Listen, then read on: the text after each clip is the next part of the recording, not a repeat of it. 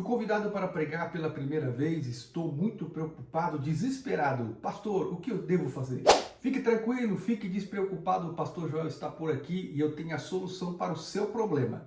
Eu tenho a certeza, eu garanto a você que após esse vídeo você estará pronto para dirigir qualquer culto. Olá, eu sou o pastor Joel Silveira e esse é o canal para pessoas como você, pessoas que amam a Deus e desejam servir ao Senhor com excelência. No vídeo de hoje, você irá aprender comigo. Serão 9 dicas de ouro para dirigir o culto pela primeira vez com sucesso. Esse é o vídeo parte 2. Então, sem enrolação, sem demoras, vamos diretamente ao vídeo de hoje. Primeira dica de hoje é: peça ao seu pastor dicas de como dirigir o culto. Isso significa respeitar e honrar a liderança do seu pastor, ele irá amar a sua atitude. Pergunte ao seu líder, ao seu pastor, se ele pode dar alguns sugerimentos de como dirigir o culto. E com certeza ele irá dar uma direção para você. Segunda dica de ouro: tenha uma vida constante de oração. Não espere receber uma oportunidade para você dirigir o culto para começar a orar. Tenha uma vida constante de oração.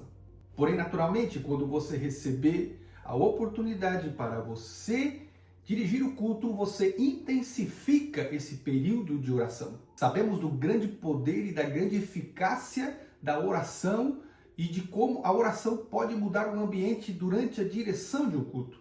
Terceira dica de ouro de hoje: chegue antecipado no culto e verifique que tudo esteja funcionando corretamente.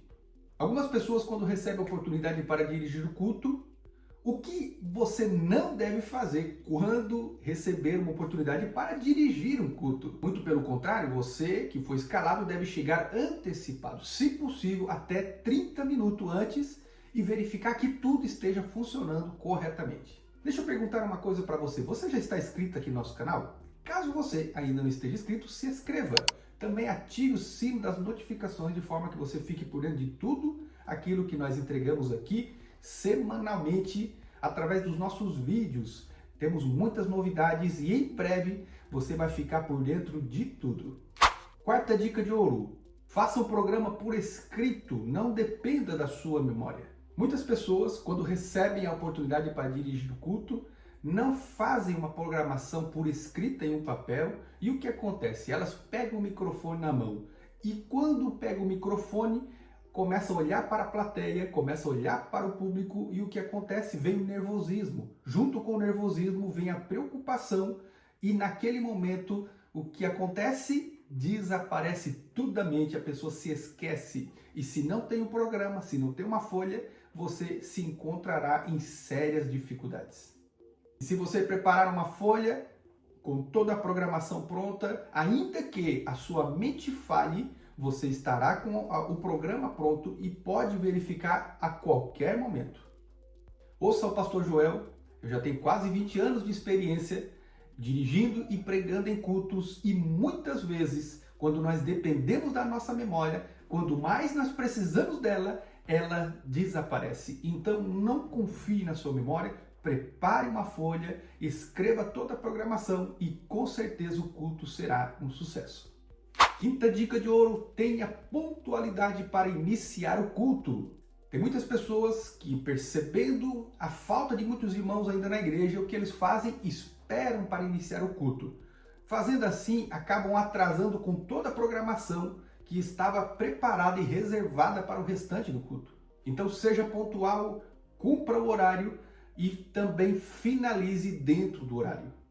Sexta dica de ouro: esteja pronto para imprevistos. Naturalmente que imprevistos não acontecem sempre, mas pode acontecer algum tipo de imprevisto e você deve estar pronto, preparado também psicologicamente. Pastor, qual é a dica então, caso isso aconteça? Olha só, ouça alguém que já passou por muitas experiências do tipo. Nesse momento, mantenha a calma, fique tranquilo, mantenha uma boa respiração.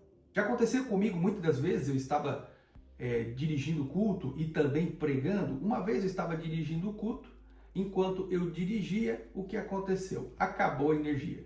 Nesse momento, eu disse: meus irmãos, vamos fazer uma oração?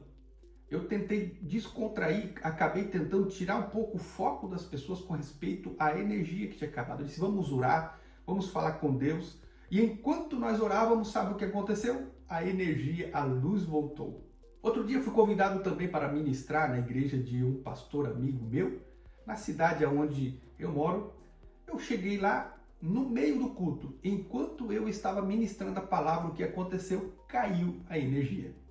Quando caiu a energia, eu, ao invés de ficar preocupado, ao invés de ficar olhando para um lado, para o outro, talvez naquele momento com muita ansiedade, ao invés de fazer isso, eu olhei para o público e disse: meus irmãos, vocês lembram de Jesus? Lembram dos discípulos? Lembram dos apóstolos? Eles não tinham microfone.